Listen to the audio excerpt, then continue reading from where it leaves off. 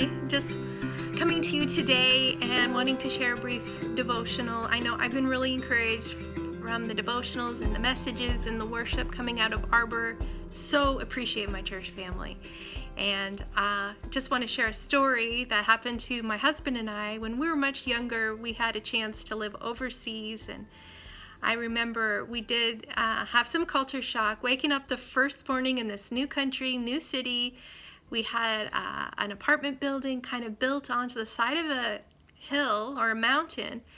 And I was looking out the window for the first time in the daylight, taking in all the sights and sounds, when I happened to look down from the apartment to the yard below and just was so shocked by all the garbage.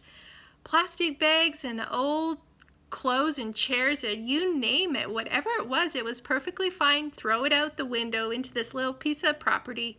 Wasn't really good for anything. And of course, I wasn't thrilled, not loving my first morning seeing garbage. But I would come to learn even garbage can be used for good in our lives, and God can use garbage for His glory.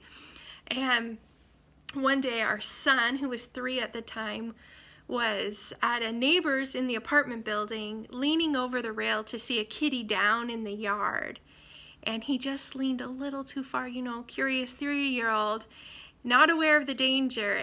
And from the second-story balcony, he ended up falling headfirst over the rail down into the yard and could have done some serious injury. But by God's grace and mercy, He had orchestrated where the garbage falls and where my son lands also, and he landed right on a piece of old, I think it was an old suitcase, soft-sided suitcase. It broke his fall just enough, and no serious injury. His dad came running home with him, and I checked him over thinking he's got to have broken bones after that fall. And he had a mouthful of dirt, and that was it. And he was scared. It was a scary fall. And facing garbage in our lives, like metaphorically, whatever that garbage, whatever that difficulty is that we're going through, it's not fun. It's scary. But we can trust that God is good even in that. And maybe today we're not going to figure out what the purpose is, but God can use those things for good. And in the end, it can actually save us.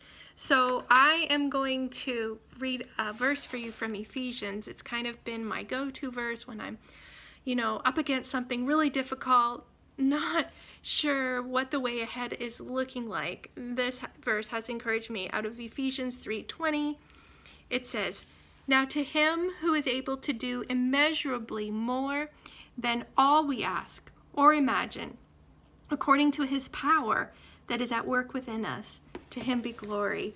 And it's just so comforting for me to know God's got this. Whatever the difficult thing is, He can use it for good, and He can do more than I can ask or imagine. And it is by His mercy. So whatever is really hard right now, I know a lot of us are facing hard things. I just encourage you to keep trusting, holding on, and God is good. And I'm praying for you. And God bless you today.